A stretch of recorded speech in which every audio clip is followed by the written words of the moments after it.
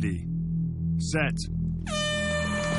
Spartan Race is back for 2018, and we're accepting no excuses. Barbed wire crawls, tire drags, spear throws, and much more. Whatever your ability, you'll discover the right challenge for you. Take on our 5 to 25 kilometre events designed to push you to limits you never knew you could overcome. Complete an obstacle course race and let adventure back into your life. Are you ready to unleash your inner Spartan warrior? Visit spartanrace.uk.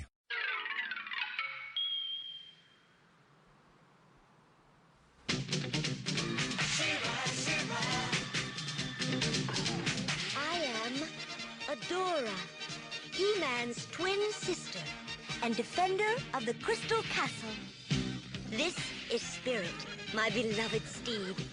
Fabulous secrets were revealed to me the day I held aloft my sword and said, "For the honor of GRAYSKULL!"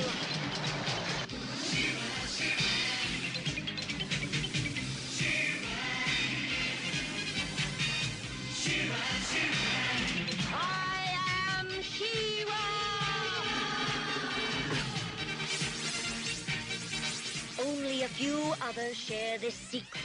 Among them are Life Hope, Madame Raz, and Cowl. Together, we and my friends of the Great Rebellion strive to free Etheria from the evil forces of Horda.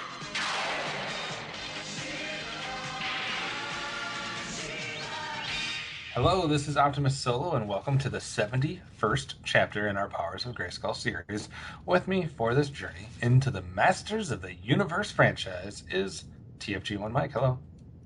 Can we just skip to the next episode, please? No. We would not be completists then. I would wake up in cold sweats from not being oh, please. Not doing the complete series. It's different if you stop. But if you missed an episode in between, that's different. All right, so basically what you're saying is we can stop right now and just go straight into the new adventures, right? Not at all. We got to delay that as long as humanly possible. All right, in this episode of Myths of Etheria, we'll be giving you our thoughts on episode 72, The Pearl, episode 73, The Time Transformer, and episode 74, Above It All. So we hope you're ready, because it's time to go back to Etheria. A Decepticon raider in King Arthur's court was better than that episode. Don't reveal your hand too early.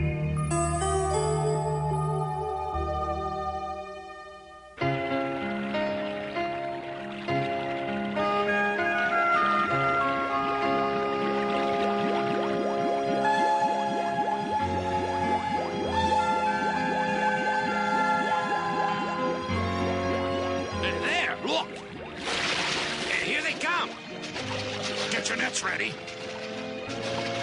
Throw!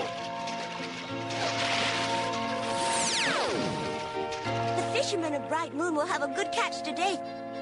Thanks to you, my mister. Long ago, my people made a pact with the fishermen of Etheria.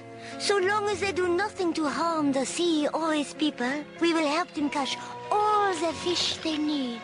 How about the fishermen who work for the Horde? We do not interfere with them. My father, King Mercia, does not want to start trouble. I understand, but it's too bad. Your people would be very valuable additions to the rebellion. You know that I support the rebellion, Adora. But my father worries for the safety of his people. So long as the Horde does not bother him, he will not bother the Horde. Well, I hope they never bother him, but... My mister, what's wrong? Distress signal from a whale. Oh, it stopped. Just like that. Something happened to the whale. Could it have been stunned? Stunned. Or worse. I have to find out. Excuse me?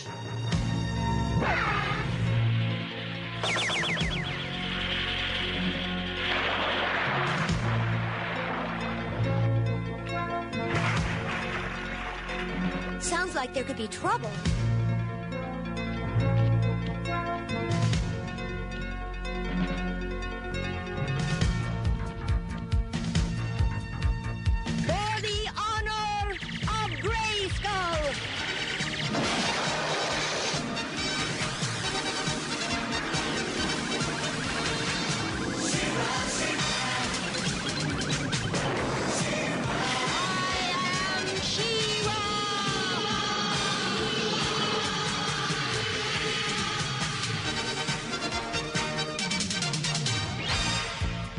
Time for a swim. Sword to helmet.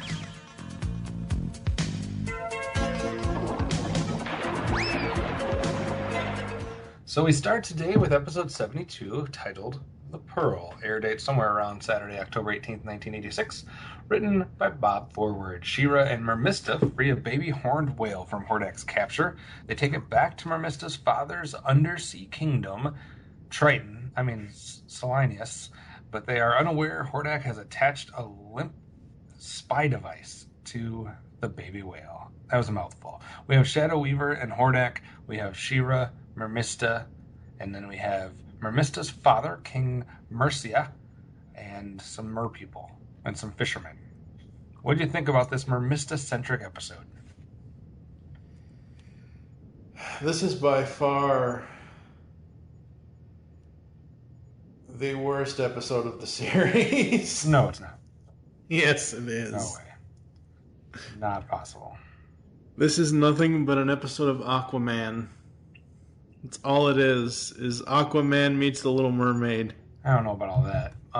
It is. Okay, look at what happens in this episode. Because of the super giant pearl thingy, they can transform between having tails and having legs. That's Little Mermaid right there, except nobody's voice was stolen this time. And then Aquaman, She-ra in her stormtrooper-like helmet, basically gives off the waves of Aquaman from Super Friends. It's Aquaman meets the Little Mermaid, and it's horrible. I don't think it's horrible. I don't think it's fantastic, but I don't think it's horrible. We've seen far worse. I like the idea of seeing more of Mermista, getting to kind of get some background for that. I question any episode that's going to do Mermista backstory, have somebody called King Mercia, have mer people, and somehow not find a way to have merman in there. It's begging to be a crossover episode with merman, and that's disappointing to me. Yeah, he was one of the. I think he's one out of two characters in the entire Filmation universe that was used the least. Yeah, I mean, there was some that were just one-offs and stuff like that, but actual Skeletor's Evil Warriors. Oh. He was. I forget what the second one was. I saw a trivia bit from the He-Man cartoon guide from James E. Talk that came out. Merman is one of two Filmation Masters characters that is the least used the entire run. Yeah, and I just don't get it, especially in an episode like this. You would have thought you would have been able to find some way of tying it in there. Like, if we're going to have this underwater-centric episode, like, how does Merman not factor into that somehow? I know they're in different planets and whatnot, but it just seems like Mermista and Merman should have been a showdown at some point. Yep. So it could have been like her half brother that got like turned into a fish at some point. I don't know. Like, give me something. But like I said, I don't mind seeing a little bit more about Mermista, but I was a little underwhelmed. I was disappointed that this episode didn't turn out a little bit better than it did. But I don't think I can go as far to say it's one of the worst of the series. Not quite there yet. So. Oh yeah, it is. Well, let's take a break, and when we come back, we'll hear why Mike hates this episode so much, and you'll hear from me why Mike is exaggerating a bit. As usual, we caught no fish, but we did manage to catch this baby horn whale. That stun beam will keep it asleep for hours. We were lucky to find a baby. An older one would have been too big to handle. What are you going to do with it, mighty Hordak? I'm going to give it to Horde Prime as a present. He collects strange animals. But will Horde Prime have a tank big enough to keep it in? Especially when it grows up. Who cares? That's not my problem. Oh, yes it is, Hordak. Says who, Fishtail? Says me.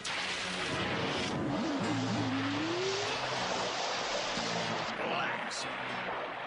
You poor little thing. I have to get you out of here. She's trying to free the horn whale. Start the engines. Oh, if I can just get you loose. What? She-ra! I thought you could use a hand. Oh no!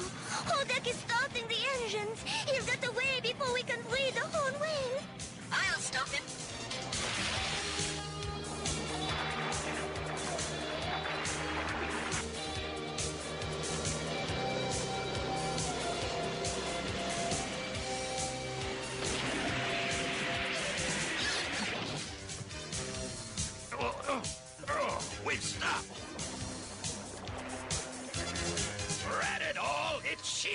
She's broken our propeller, and now she's freeing the horn whale from underwater.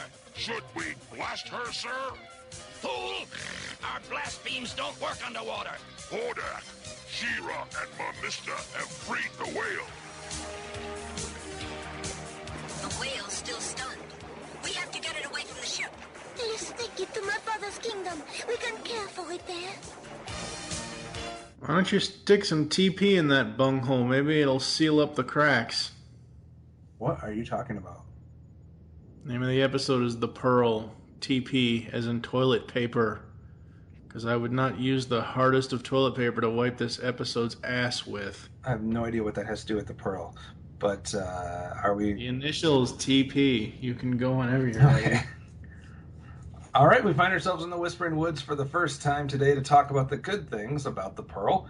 I will start, because I don't think Mike has much to do here. I like seeing Mermista's father. I like getting somewhat of the character development episode based around Mermista's life outside of where we see her when she pops up on a rock somewhere in a lake or something like that, where she is most of the time. So I think there are some elements that develop her character and kind of her backstory a little bit. So I like that. Is there anything that you could say good about this episode, Mike? Hey, look, Mermista is Ariel's grandmother. Oh, man. The Little Mermaid references keep coming. Yep. And she-ras, the stormtrooper. I didn't mind that mask. I thought the helmet was pretty cool. I don't like the sword turning into it, but yeah. I didn't mind the look of the actual mask. I have a feeling you have a lot more to say in the Fright Zone. All right, let's get there so Mike can have his soapbox moment. Oh, hell no. Sword to diving helmet. Really? Yeah, not good. So we got a space helmet and we got a diving helmet. Not good. Yet every other time we've seen her underwater, I get it. She went deep underwater, so they had to do something like that. They would not have been able to explain her not having some sort of helmet. Right. I get it. I understand that, but at first, when they're in the water, they're not even that deep, and she just has the helmet on. No. Hordak's voice is very off in this episode and all of the episodes today. I didn't get that at all. It's not a bad thing. I just noticed it under the Fright Zone moments because it just doesn't. I don't know. It just does. It sounds like him, like DeCenzo has always sounded as Hordak, but there's just a part of it that's a little bit higher than what I'm used to, I guess. It requires a tail to work underwater. Tell that to all the police, marine, any kind of dive teams that use wetsuits and, yeah. Don't even sit there and tell me you have to be a fucking merperson to work underwater, you dumb bitch. Okay. And it's an Aquaman episode. Aquaman meets the Little Mermaid, like I already said. What's wrong with Aquaman? Nothing wrong with Aquaman, but at this point in the series, I expect more than just a ripoff of a crossover. No. I didn't pick up any type of ripping off or crossovers whatsoever. I don't know. Maybe it's because I didn't watch Aquaman stuff, but definitely didn't come up with. I mean, yeah, Little Mermaid takes place underwater and is mermaid. I mean, other than that, I don't see a connection to it. So.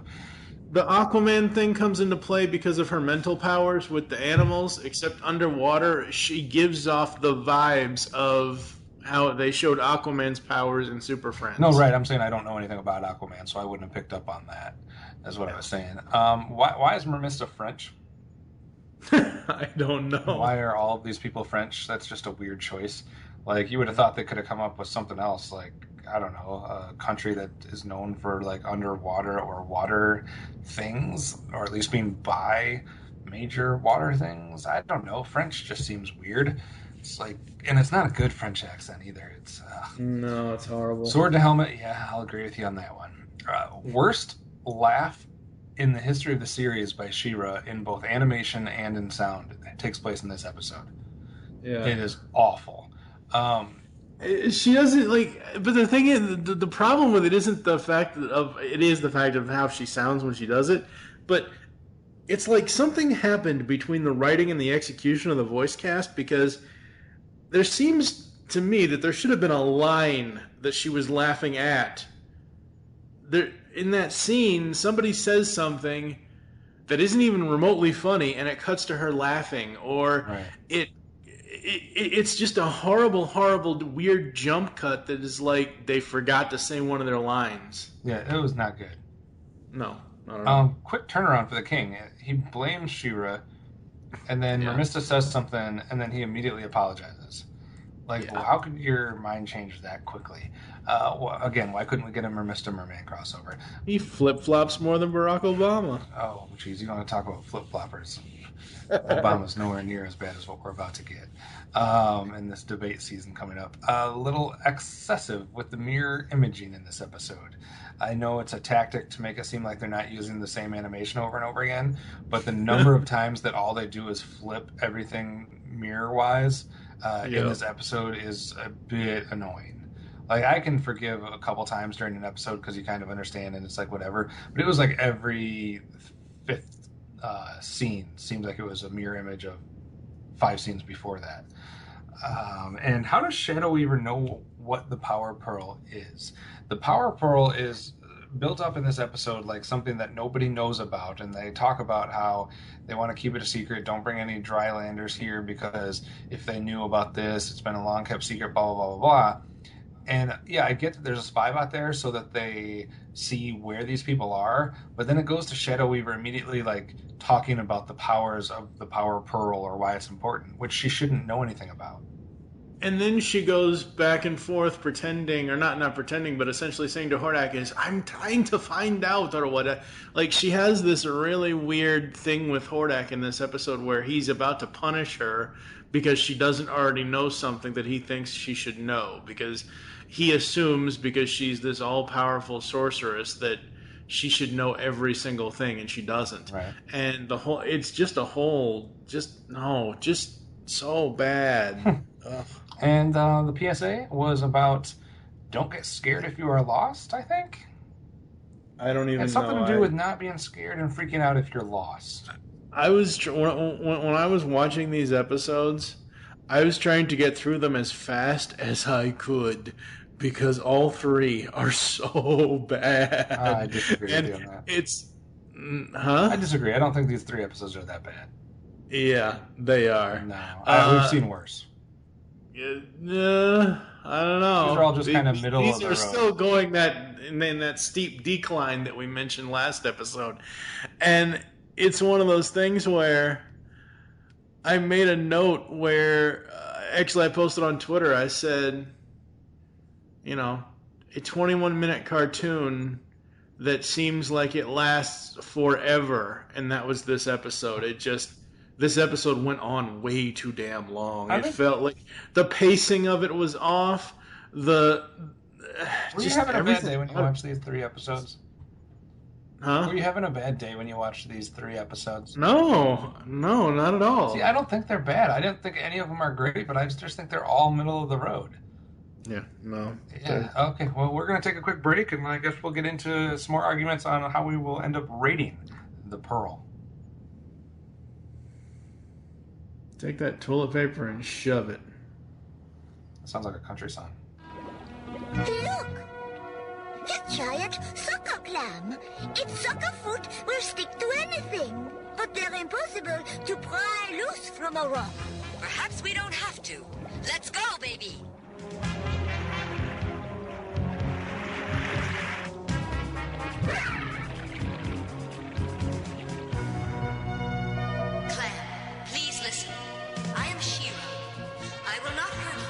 It is very important that I move you to a new place.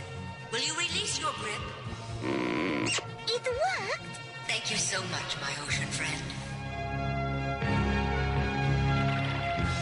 All right, it's time for the first of many arguments today, as far as what it sounds like at least. But first, before that, Mike, do you have any horde bats or protection swords to give out on this episode? Horde bat to Bob Forward. This man is better than this. I have no idea why he wrote this episode at all. He has done many things in his writing career, and he's written a hell of a lot better episodes of cartoons than this. I'm going to stick with my mantra today. It's not bad. It's not good. It's somewhere in the middle, and for that reason, nobody stood out either way for me, so I don't have any hardware to give out. All right. What about Crystal Castle, sir? How many do you give it? 1. That's it. 1. That's I had you pegged as a 0 on this one. That's a no. It gets worse. Okay, I don't agree. Like I said, I don't think this is a bad episode. It gives us a little bit of background for Mermista and kind of her people and kind of what's going on there. It doesn't do anything that like wows me, but it also didn't do anything that pissed me off outside of the weird French voice and the she-ras laugh. I guess there was a couple of nitpicky things, but I'm right in the middle of the road. I give this one a 3 out of 5. 3 Crystal Castles out of 5. Not good, not bad. See, that's how it's supposed to be done. All right, No. We're going to take a quick break, and when we come back, we're going to talk about Transformers.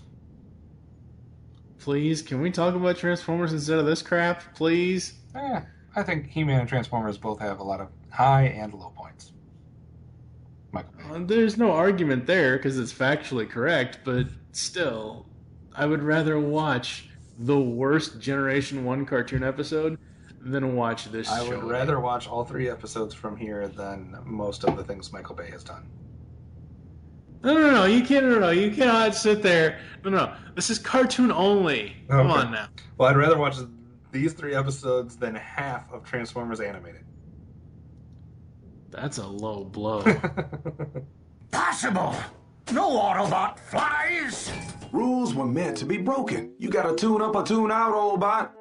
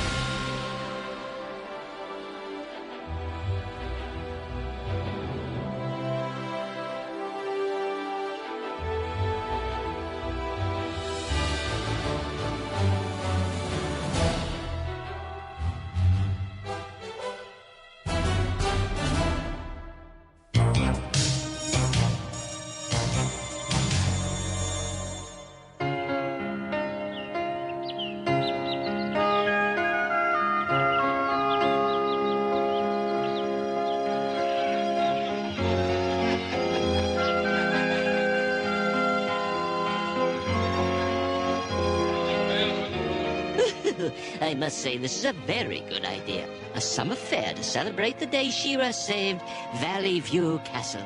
She sure did, from Hordak's doom balloon. And a lucky day it was for us. Valley View Castle doesn't need to have its fortune told. Hordak wouldn't dare come back here again.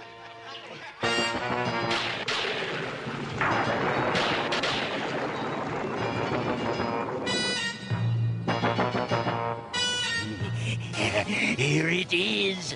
I call it the Time Transformer. This machine will solve all your problems with the rebels.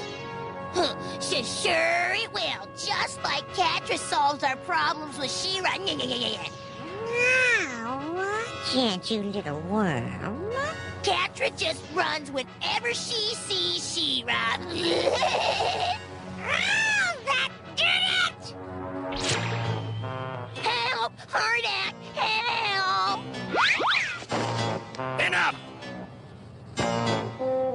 Up next is episode 73, The Time Transformer, Saturday, September 19th, 1987, according to some sources. So this one might have been one that aired actually out of order the next year. Written by Don Heckman, Horde Professor Tempest has invented a time transformer capable of rewriting history.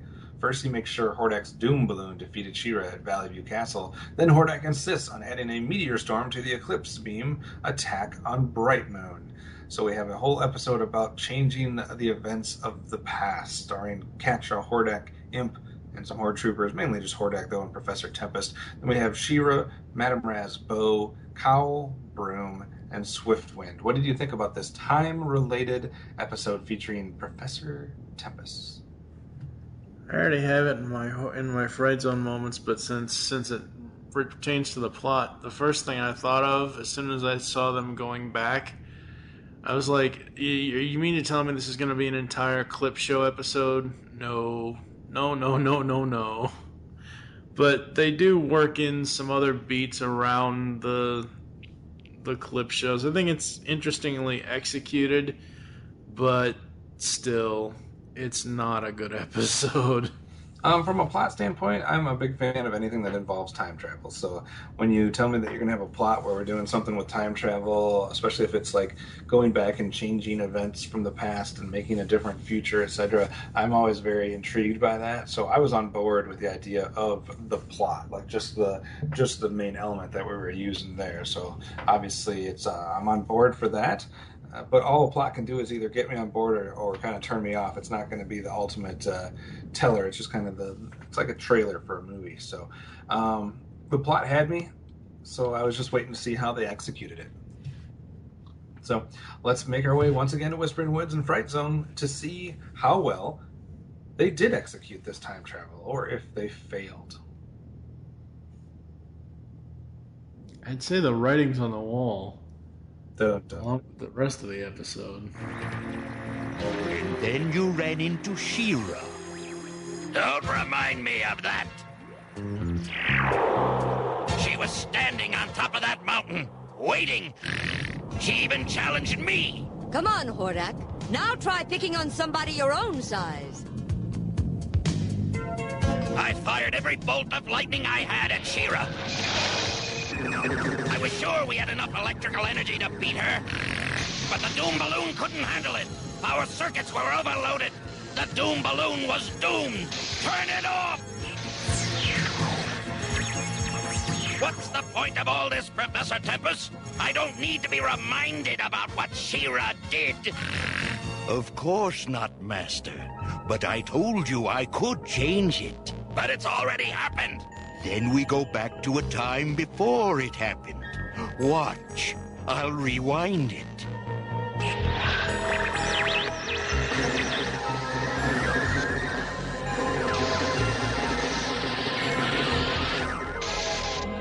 Now we stop it. Right here. And I'll give the doom balloon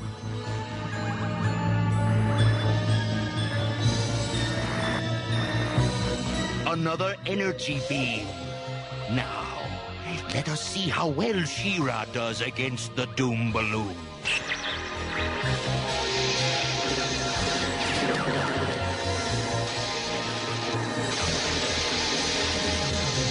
Full energy power. Fire! We're beating her. I can't hold off that energy.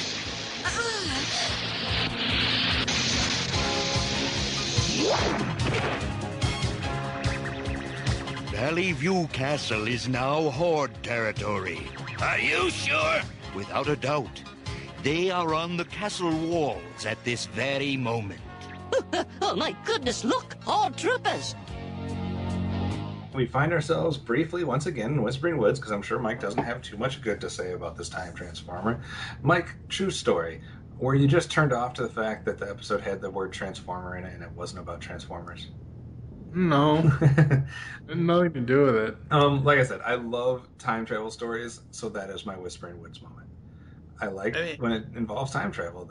I like when it involves time travel as well, except when time travel is done right, not going to a drawing board.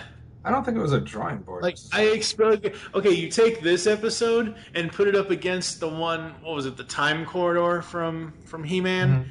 Time corridor actually took them back in time.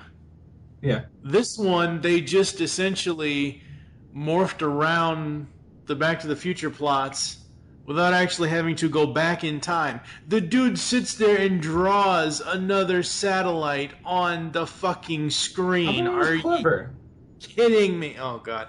At least everyone knows how to work a VCR now, right? I thought it was like, clever. Stop, rewind, pause. Yeah, but this is a magic transformer, so that's why. It's like, it's a powerful object, so it's better, I think, than just doing the traditional, it's been done 1,000 times, let's go back in time. At least they're trying something different. Like, I'll give them that much. But anything for Whispering Woods for you? That was the one. I have one other. Hey, kid, I already said it. Hey, kids, they know how to work a VCR. Okay. But I do love the music cue when they're hiding from the troopers as they first make their way to the throne room. Mm-hmm. There's a point where She-Ra and Bo are hiding, like, SWAT style around a corner, and you can hear more of the music. There's no dialogue, there's no sound effects, but you can hear more of the score from the series. Right. It just is really, really interesting to me. The rest is forgettable at best. Well, let's make our way to the Fright Zone moment then. And I'll go first here because I want to kind of outline how this episode worked for me and didn't work. It had me at the beginning because it's about time travel. I like the fact that they're trying to use some unique or clever ways of going about the time travel without getting in a DeLorean and going back in time or this, that, and the other, as far as Professor Tempest goes. But a couple things bothered me a lot about this episode. Number one, obviously Professor Tempest has done something, and Hordak along with him has changed one event in their history, and now there are Horde troopers where they shouldn't be. I don't understand how Adora can observe that there's troopers where they shouldn't be and immediately come to the conclusion, and she even has this line, it's as if history has changed. What? You have no bearing to think that that's anything about history or time travel or changing events from the past. You'd be like, if you saw that in real life, if you're nearby a castle and all of a sudden your enemy is standing guard at the castle, your first thought wouldn't be it's as if something from the past or history has changed. Your first thought would be, what the hell happened? Did they just attack us? Did we miss something? What happened? You'd be worried about what happened in the present. You wouldn't immediately go to, it's as if history has changed. So it was too easy. It was that line was stupid. It was we're giving characters knowledge of what the plot is of this show that they should not have. It's essentially they've broken Doc Brown's time travel rules. Well, it's like somebody took Adora aside and said, hey, the Horde actually did go back in time and changed history, so go ahead and talk about it. So I had a big problem with that. My second humongous problem with this episode. We must travel back in time by circling the globe in high speeds. It's a Superman 1 move, folks. You're reading my notes, dude. Kidding me? That is worth the whole Crystal Castle downgrade. Yeah, it's a 1978 Superman the movie reference. It was fucking dumb in Superman, and it's fucking dumb in She-Ra. And it's especially dumb here in She-Ra because she's riding Swiftwind and making him fly back in time, you know. Because that's how time works, guys. Yeah. And the other thing, since these kind of just we didn't read off each other's papers, folks, but it's like we're in school all over again. So we had that. We had the Superman 1 Swiftwind thing. Before that, we had her actually flying through walls. And I'm like, wait, when the fuck did she become Wonder Woman? Where's her golden lasso? Like, she actually flies through the Fright Zone, through all those walls. And I'm like, She-Ra doesn't have the power to fly. I missed that. Yeah. And then a minor nitpick here, let me squeeze these in. A minor nitpick is the whole, once again, sword to not just a bat, not just a baseball bat, sword to like this inflated giant bat. Yeah. That looks so It's a giant wiffle ball bat. Yeah. So that was just a minor nitpick. But my biggest problem is, number one, she shouldn't have known about the history. Number two, that's not how you go travel time, is by going around the globe high speeds, or reverse it, I guess, and go forwards. They don't explain how you get back, I don't think, in this one.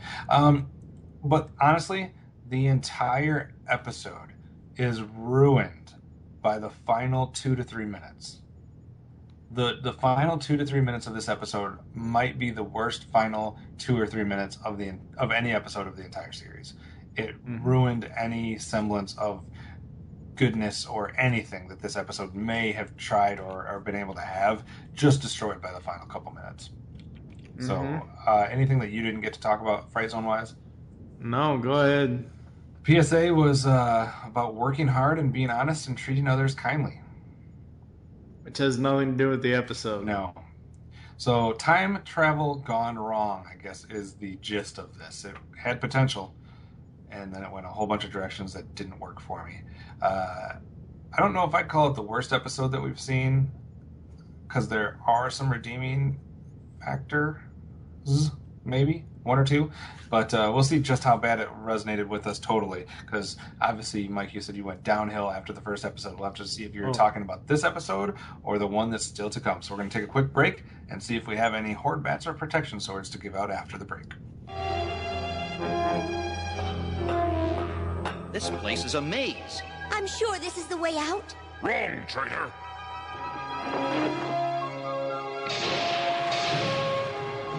Take them to Master Hordak. The time transformer is almost ready. Master! We've captured the traitor Adora. This must be my lucky day. Don't count on it, Hordak. Oh no? Watch as my time machine gets rid of your wonderful bright moon once and for all. Get to work, Professor. Watch closely, Adora, as I turn defeat into victory. I can hardly wait.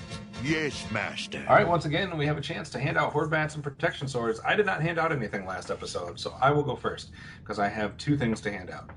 Number one, I will give Hordak a horde bat for shooting the time transformer.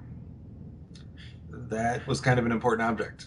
And well, it was she-ras fault. He, yeah, she distracted him. He was an idiot. And my other horde bat goes to every writer who has ever done physical. I'm gonna coin this phrase, I guess, for the rest of the series. Every writer who has ever done stupid physical bullshit in an episode. Stupid physical bullshit. I don't know what other way to describe the nonsense like we saw here with the running around the globe. Yeah. Well, first of all, Don Heckman, if I could hold 20 horde bats in my hand, I would smack you with all of them, because she-ra does not fly. If you missed it earlier when she's flying through the walls in the fright zone, when she goes to pick up the time transformer, she doesn't jump. She leaps out of the roof and flies through the sky to get rid of the goddamn thing. I guess I was too turned off by the final 3 minutes to pay attention to any of that. Yeah. Anything else, sir? Nope. All right, and Crystal Castles for this one. Half. A half. Not quite a 0. You went from 1 down to a half. I will go. That's because the last episode is the worst. The last episode, if I could give it a negative rating, I would. Wow. I'm interested to hear some more about that. I give this one a 2. I'm being generous with that. It probably deserves a 1. I gave it 2 because I did like Professor Tempest. I did like the idea of the time travel and what was going on there, but it was just executed so terribly that it goes down to a 2. The difference between this episode and last episode is this one had things that actively pissed me off, and the last episode was just kind of Well, the thing with this one, like I said earlier, when I compared this to Time Corridor, I know Hordak is all about the science of things, and he's not really into the whole mysticism unless he's, trying to have Shadow Weaver do something, but they could have found some other way. They could have found, like I said before, an actual portal or something to where, instead of showing a fucking clip show of events we've already seen, how about having pull a full-on Back to the Future? Instead of having to have Swiftwind fly around the planet like Superman, how about actually having a time portal where you can actually go back in time? Just no. Not a big fan. All right, well, we're going to take a quick break, and then after the break, we're going to see if episode 74 really is above it all. It isn't. It's down there in hell. That's pretty drastic. It was one of those nights when there was no moon, no stars, just plain darkness. I couldn't see a thing. I've seen some dark nights in my time, but this was just about the darkest one. And then a coyote wolf began howling.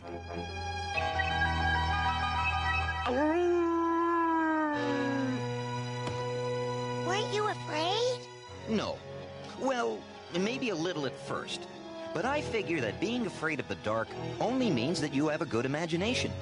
And if you have a good imagination, you can imagine good things. Well, what did you think of? Oh, things like riding a sled down a long, snowy hill, and lying on my back watching the birds make lazy circles. But then something terrible happened. What? My nose began to itch.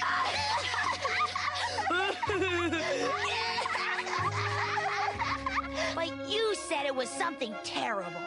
It was. I told you it was dark. Well, it was so dark I couldn't find my nose to scratch it. All right, up next is episode 74, Above It All. Friday, October 25th, 1986, or somewhere around there. Written by Barbara Hambly. Shadow Weaver unleashes the power of the Cave of Winds on the rebel leaders. She-Ra is hindered in her aid by tree-like beings who reside on a floating skyland. We have Shadow Weaver, Hordak, Voltak, the return of Voltak, along with She-Ra, Swiftwind, Glimmer, Madame Raz, Bow, Cowl, and Broom. What did you think of this wind episode? Yeah. Barbara, what's her name, the writer? She has a very limited writing for television and cartoons on IMDb. Jason the Wheeled Warriors, Mask, of all things, this episode of She-Ra, Traitors 3 from Centurions, and Starcom, the U.S. Space Force from 87. Yeah, those are the only... She only has 5 writer credits on IMDb, and wow, I can see why after watching this episode. Oh my god. Not a big fan of the return of Voltak, huh? Return of Voltak, yeah, is fine, and he has a good... There are 2 good lines in this. One is from Voltak about where he's talking about how much of a devil woman She-Ra is, and then the other one is from another character. So, but yeah, no, this episode you can go to hell. All right, very strong feelings about this episode. I see. I don't know. This plot does nothing for me either way. It doesn't excite me. It doesn't piss me off. It's just kind of like, what? Okay, just random thing that Shadow Weaver's going to be doing that She-Ra has to figure out. I don't quite understand how anything is relevant or important in this episode. So, just kind of, I don't know. This is one that's hard to get into, but we will try to get into it after the break. Voltak! You have a look, Adora. You were right, Glimmer. That's Voltak, all right. But what's he doing so close to Whispering Woods? I wish we knew. Whatever he's doing here, he isn't doing it alone. Look! It's the tracks of Horde troopers. They must be in the area. Dad, that's why we sent for you. We've been finding signs of the Horde for days. That's strange. Ah! Watch out! Look out!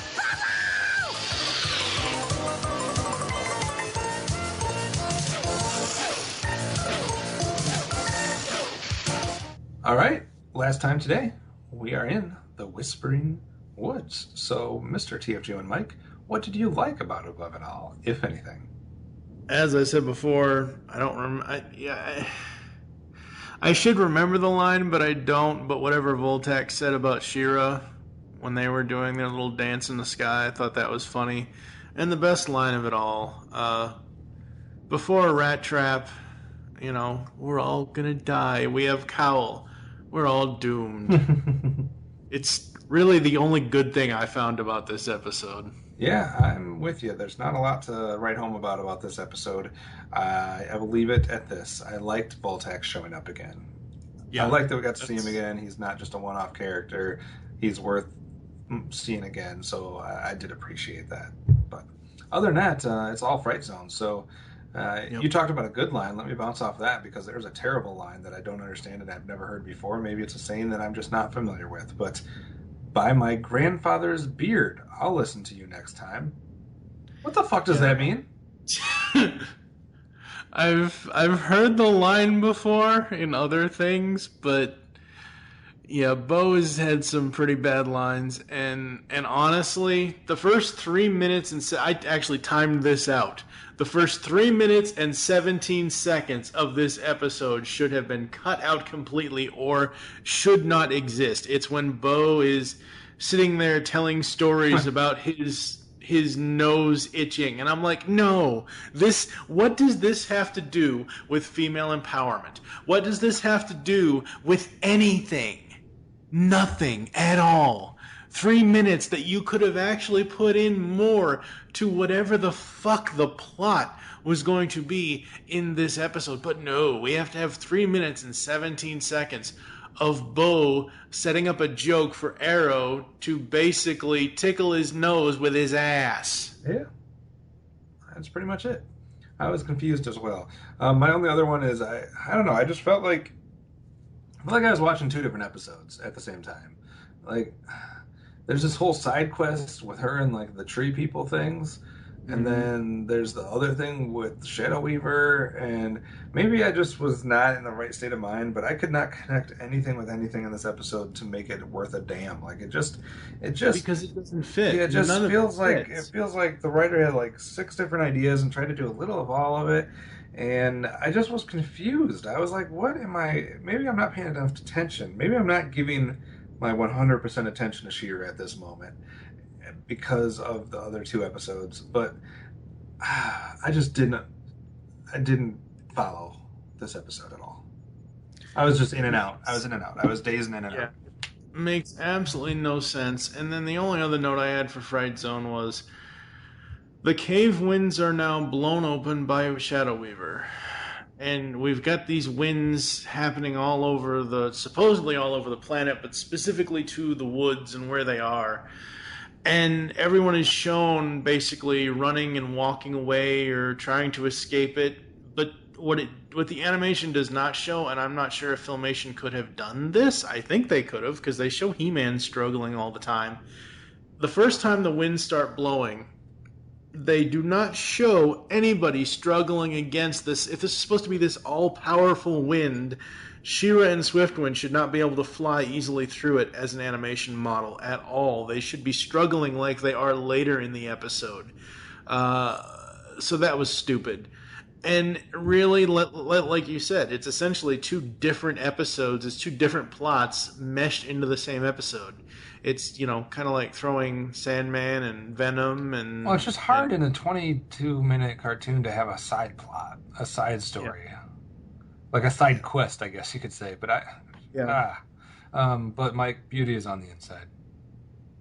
No. That's what... it really is. That's what Licky told us. Well... that makes absolutely no sense to this episode because she didn't call the tree people ugly.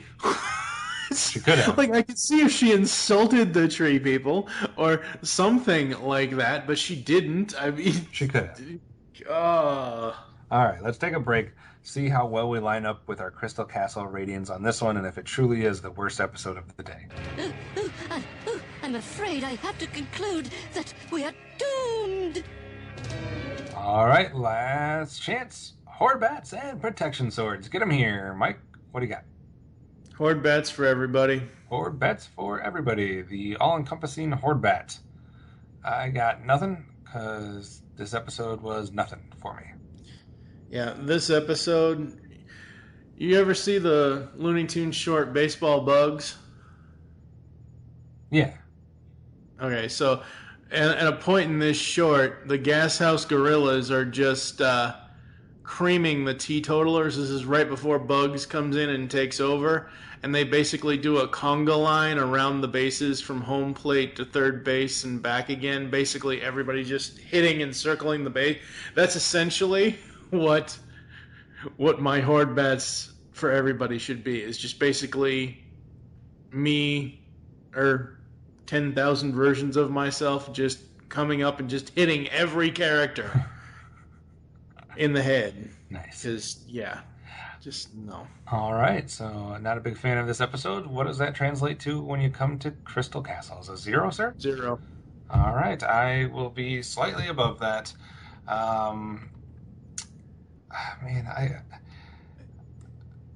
I don't know how you can not give this a 0. The plot had not. You said it yourself. The plot is two different things that don't mesh together whatsoever. There's not even a thread to put the two stories together. I don't even know how you. I don't know how you can not give this a 0. Well, see, here's the thing. It didn't actively piss me off, though. That's the difference for me. It's not even the fact that it actively pisses me off. It's the fact that it's so horrible that the story... you said it. The story doesn't connect with you. If the story doesn't connect with you, then that's a bad episode. Yeah, but the difference for me between like a 1 and 2 and like a 0 or a half or something like that is it's not just bad. It's there's moments that you can pinpoint to. It's not just like a bad plot, bad story, convoluted or whatever. It's like this pisses me off, that pisses me off, and this pisses me off. And I wasn't pissed off in this episode. I was just in a daze. I was in a funk because I didn't get anything. I wasn't following it. So maybe I'm blaming it on maybe I didn't understand it. Maybe I missed something. I don't know. I'll give it a 1. 1 out of 5. That's pretty bad. That's a bad rating. 1 and 0. It's not going to be one of the most highly rated episodes when we do our recap, that's for sure. Yeah, so, all right, we'll take a last break, and when we come back, Mike's going to tell you what to look out for next on Myths of Etheria. Your secret is safe with me. But not with me. Robots, prepare my submarine. I'm going to do a little pearl diving.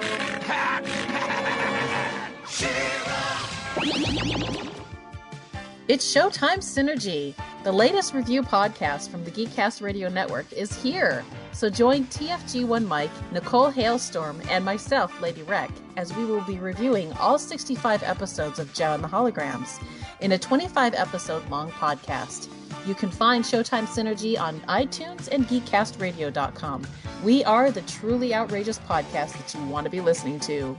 Because the world needs another movie podcast. The Geekcast Radio Network presents for your listening pleasure the Cinema Geek. Hosted by Amanda, Kevin, Matt, and Dan. Each week we dive headfirst in the landscape of movies as we discuss movie news, play movie games, go in-depth on reviews, and even have a top 10 countdown or two. Also, don't miss our director retrospective series, where we review noted directors' movies film by film. Bottom line is, if you love movies and love podcasts, you need to experience the Cinema Geeks. You can find us on iTunes, Blog Talk Radio, or GeekCastRadio.com. Do you like retro cartoons? Then Saturday Morning Rewind is the podcast for you. Join them each month as they talk about classic cartoons and interview legendary voice actors like Jim Cummings. I am the terror that flaps in the night. Corey Burton. Sometimes toys can be so funny. Rob Paulson. Sure, Brain, but how are we going to find chaps our size? Nancy Cartwright and many more. Eat my shorts. So grab a bowl of Lucky Charms. They're magically delicious. Put on your hammer pants. Go to SaturdayMorningRewind.com. And be prepared to feel like a kid again. Once again, that's SaturdayMorningRewind.com. Saturday Morning Rewind was voted Best Podcast Ever by its host, Tim Nidell. So it's gotta be good. All right, folks, we are back here on Myths of Etheria, and this, I feel like we're both, I don't know which is which, but I feel like we are both Clark Griswold and Cousin Eddie, except this time Cousin Eddie decided to hop on the super sled of doom, because she-ras is becoming a very, very steep downhill slalom to hell. Yeah. I think it's just a minor speed bump. That's what I'm going to say. Minor speed bump. I'm looking to see that it's going to get better. I'm sure of it. Thank you for listening to Myths of Etheria. If you'd like to get in contact with us or leave feedback for the show, there are several ways to do so. Visit the website, GeekCastRadio.com, where you can comment on this and all of our other episode posts. Send us an email, feedback at GeekCastRadio.com. Leave the show's feedback on iTunes. Please do this. Follow us on Twitter, at GeekCastRadio is the network Twitter. You can follow at Pow of GRAYSKULL for the show Twitter. Mine is TFG1Mike. What is your Twitter? My Twitter is at OptimusSolo, so tweet at me, fools. Wow, that was a Starscream moment for you. Pathetic fools. Become a fan on Facebook. Go to facebook.com/Geekcaster Radio Network. We hope you enjoyed the Myths today. And don't forget to join us in our next adventure when we'll take a look at the next 3 episodes of Season 2. Those being Day of the Flowers, Bridges, whatever the hell, and the Caregiver. For now, I'm TFG1Mike with... It's gotta get better, folks. Tell me it's gonna get better. OptimusSolo. The power and for the honor of GRAYSKULL, you all have the power. Please share it with us because holy fuck, these shows are sucking. Find out